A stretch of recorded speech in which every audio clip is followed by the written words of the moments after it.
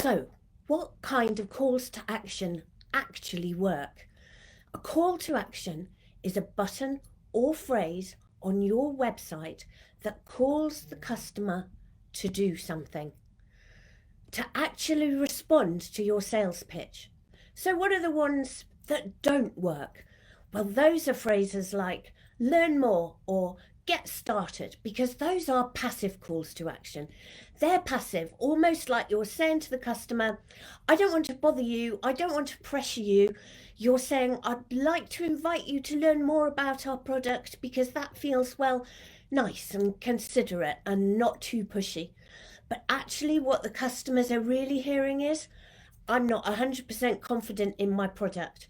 I think it might solve your problem, but I have a mortgage to pay. So if you could give me some money and I can send you my product, well, that would be brilliant.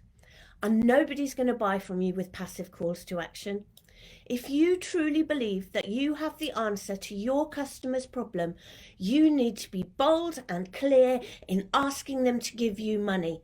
And they know it. They smell that confidence and that competence in you, but only if your call to action is very clear. So you want to be saying things like, buy now. You want to be saying things like, book an appointment. Let's use an example. Say you've got a heating company and somebody's boiler has broken and their heating isn't working. And they go to one website and it says, we've been in business since 1984.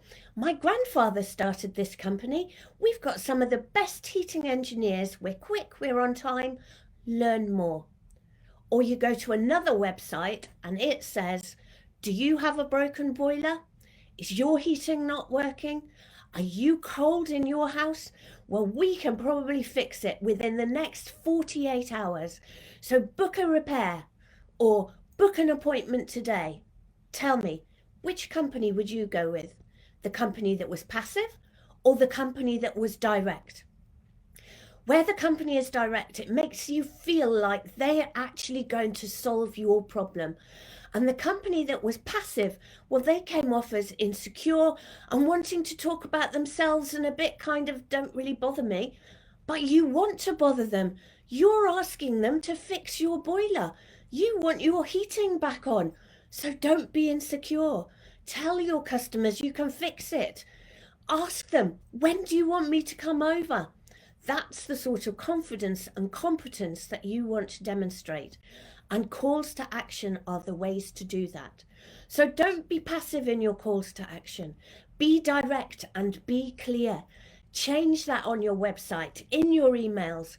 Change your calls to action from passive to direct and assertive.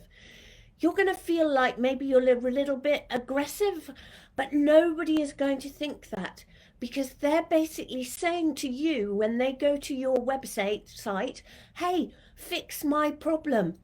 They're not saying, oh, do we want to be friends?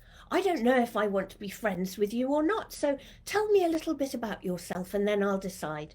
Nobody's going to your website for that. I don't go to a website for a heating engineer.